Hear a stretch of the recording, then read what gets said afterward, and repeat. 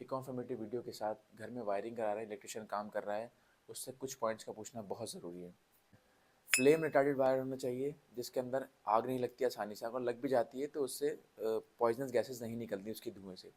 100% copper wire होना चाहिए। 1.5 mm का वायर पंखे और लाइट्स के लिए यूज़ करना है। 2.5 mm का वायर सर्किट पॉइंट्स के लिए यूज़ करना है। 4 mm का वायर एसी और गीज़र के लिए यूज़ करना है।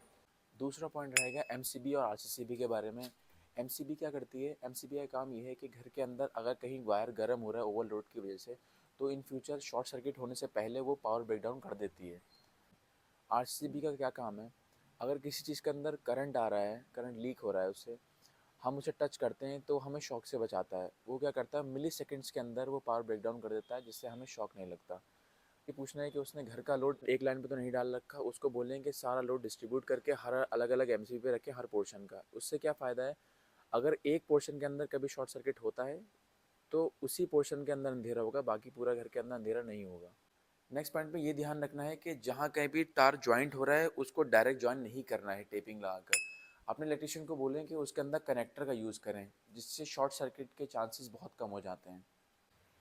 अर्थिंग का होना घर के अंदर बहुत ज़रूरी है, ये हमें शॉक से बचाती है। फ्रिज हो गई या वॉशिंग मशीन हो गई, इसकी बॉडी के अंदर करंट आता है तो अर्थिंग जो होती है उसे ज़मीन उस करंट को ज़मीन के अंदर भेज देती है, जिससे हमें शॉक नहीं लगता।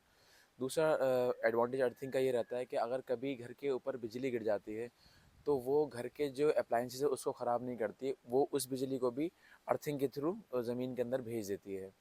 तीसरा अर्थिंग का एडवांटेज ये रहता है कि हमारे घर के अंदर जो वोल्टेज होते हैं वो स्टेबल रहते हैं, उसमें फ्लक्चुएशन नहीं होती।